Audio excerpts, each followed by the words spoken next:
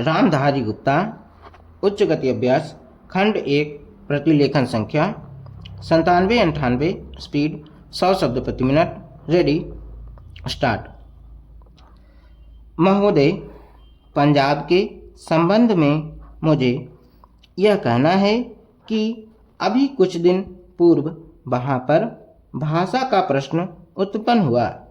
मेरा अपना विचार है कि जब भाषा के आधार पर पंजाब का विभाजन हो गया तो आज पंजाब की भाषा पंजाबी है और यह पंजाब के लोगों को निर्णय करना है कि वह पंजाबी किस लिपि के अंदर लिखी जाए। लेकिन एक बात मैं पंजाब की सरकार से आपके माध्यम से निवेदन करना चाहता हूँ कि आज जब पंजाब के अंदर 45% लोग इस प्रकार के हैं जो यह कहते हैं कि हमारी अपनी मातृभाषा हिंदी है, तो पंजाब की सरकार को अल्पसंख्यकों की भाषा को संरक्षण देने के नाम पर दूसरी भाषा के रूप में हिंदी को मानने में किसी प्रकार की कोई आपत्ति नहीं होनी चाहिए। इससे दोनों के संबंधों में मधुरता आएगी और किसी प्रकार के अनावश्यक आंदोलन से हमारा सीमावर्ती राज्य बचा रहेगा। जहाँ तक लिपि का संबंध है, लिपि के संबंध में मैं बलपूर्वक किसी लिपि को समाप्त करने के पक्ष में नहीं हूँ। मेरा विचार रहा है कि देश में अपनी लिपियों को सुरक्षित रखते हुए अगर प्रादेशिक भाषाएं किसी एक सामान्य लिपि को वैकल्पिक लिपि के रूप में स्वीकार कर ले तो देश की अनेक भाषाओं को निकट आने में बहुत बड़ी सहायता मिल सकेगी। अगर पंजाब के लोग भी इसी आधार पर विचार कर सकें तो मैं समझता हूँ कि यह पंजाबी भाषा के हित में और देश की एकता के हित में होगा। अंतिम बात जिसको कहकर मैं अपना भाषण समाप्त करना चाहता हूँ वह है प्रश्न जो आज पंजाब और हरियाणा में तनाव का कारण बना हुआ है और वह है चंडीगढ़ का प्रश्न। सभापति जी, आपने देखा होगा कि कल इस प्रश्न को लेकर यहाँ एक गर्मा गर्मी का वातावरण भी उत्पन्न हुआ। इसके लिए मैं मुख्य रूप से केंद्रीय सरकार को दोषी मानता हूँ। सरकार की अपनी आदत है कि जो इस प्रकार के विवादास्पद प्रश्न होते हैं उनको लंबा टालने की इसकी प्रवृत्ति बन गई है। सरकार सोचती है कि अगर कोई प्रश्न लंबा टाला जाएगा तो लोग भूल जाएंगे और अंत में तनाव स्वतः ही नहीं रहेगा।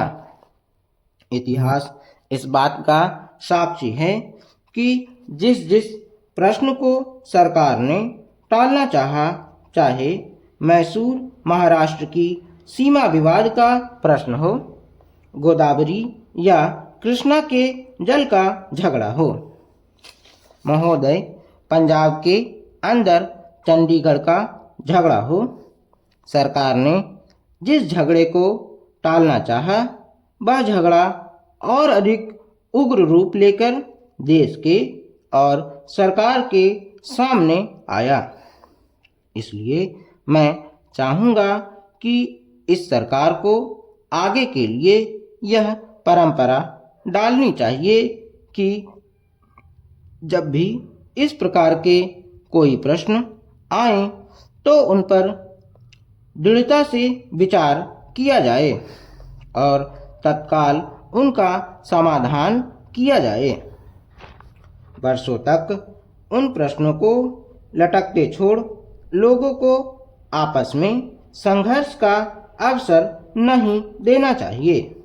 मैं आपसे निवेदन कर रहा हूं कि जो राष्ट्रीयकरण के समर्थक हैं वे भी राष्ट्रीयकरण को साध्य नहीं मानते। प्रधानमंत्री ने स्वयं स्वीकार किया है कि अनेक देशों में बैंक सरकार के हाथ में हैं, लेकिन बैंक सरकार ने ले लिया तो समाजवाद आ गया, ऐसा कोई नहीं कह सकता। जिन देशों में समाजवाद नहीं है वहाँ बैंक सरकार के हाथों में है।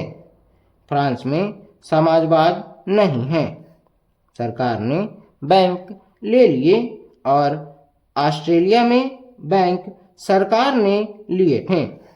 लेकिन बैंक कर्मचारियों के आंदोलन के फलस्वरूप चुनाव में जब नई सरकार बनी तो बैंकों का राष्ट्रीयकरण समाप्त करना पड़ा। राष्ट्रीयकरण कोई हर रोग की रामबाण औषधि नहीं है, और राष्ट्रीयकरण सरकारीकरण में नहीं बदलना चाहिए। जिस तत्परता से सरकार ने बैंकों को अपने हाथ में लिया है उससे आर्थिक क्षेत्र में कठिनाइयाँ पैदा हो सकती हैं। नए नए लोगों में नई नई आशाएं जागी हैं। क्या ये आशाएं पूरी की जा सकेंगी? अगर ये आशाएं पूरी नहीं की गईं तो उनके परिणाम भयंकर होंगे। सहकारिता के क्षेत्र में हमने लोगों में नई आशाएं जगाई हैं। हमारा तंत्र उसको पूरा कर पा रहा है। समाजवाद मात्र इरादा नहीं है।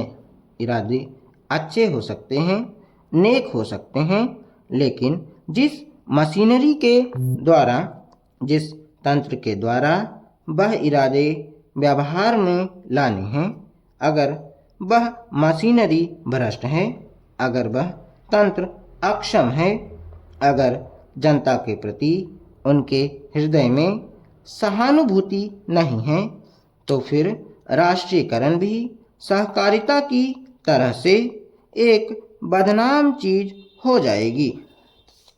सरकार बहुत से कारखाने चला रही है, कुछ अच्छे चल रहे हैं, कुछ बुरे चल रहे हैं, लेकिन कारखाने चलाने के लिए, सरकारी संस्थाएं चलाने के लिए जैसे आदमी हमें चाहिए वैसे आदमी तैयार करने का हमने प्रयत्न नहीं किया है। सार्वजनिक उद्योगों को सफल करना सरल नहीं होता।